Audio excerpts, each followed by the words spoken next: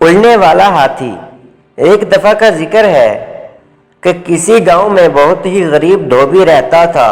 کپڑوں کی دھلائی کے ساتھ ساتھ اسے آسمان کو قریب سے دیکھنے کا بہت شوق تھا۔ وہ اور اس کی بیوی روز دھوبی گھاٹ پر کپڑے دھونے جاتے تھے۔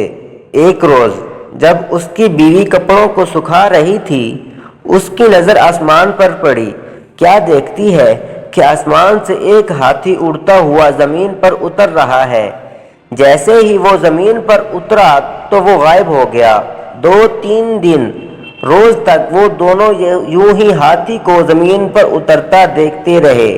انہوں نے فیصلہ کیا کہ کل وہ اس ہاتھی پر نظر رکھیں گے کہ ہاتھی زمین پر کیوں اترتا ہے اور پھر غائب ہو جاتا ہے، آخر ایسا کیوں ہے۔ اگلے دن دونوں شدت سے اس ہاتھی کا انتظار کرنے لگے، آسمان پر بار بار نظر دوڑانے لگے۔ آخر ان کو آسمان سے ہاتھی زمین پر اترتا نظر آ ہی گیا۔ دونوں اس کے پیچھے چل پڑے۔ ہاتھی گنے کے کھیتوں میں گھس گیا اور خوب پیٹ بھر کر گنے کھانے لگا۔ ہاتھی کا پیٹ بھرا اور اڑنے کی تیاری کرنے لگا۔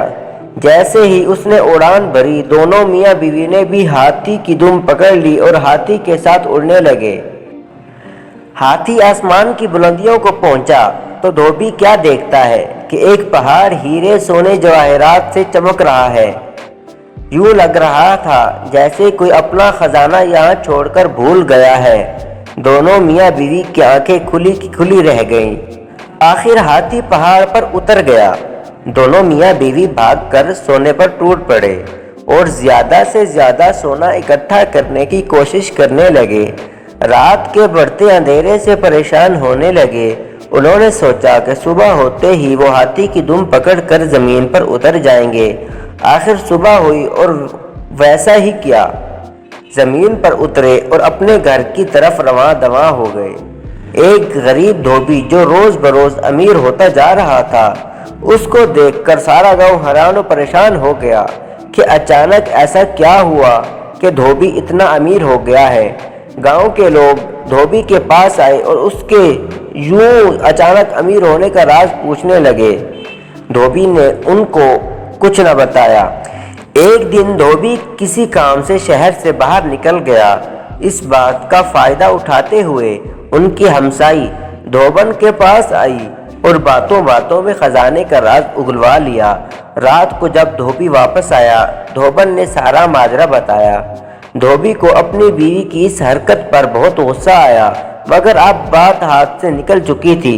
صبح سارا گاؤں دھوبی سے مدد مانگنے آ گیا کہ وہ ان کے ساتھ کھیتوں میں چلے اور ہاتھی کے ساتھ خزانے تک پہنچانے میں ان کی مدد کرے۔ یہ سب سننے کے بعد دھوبی کے دل میں لالچ پیدا ہوا کہ وہ ان کے ساتھ جا کے اور خزانہ اکٹھا کر کے لائے گا۔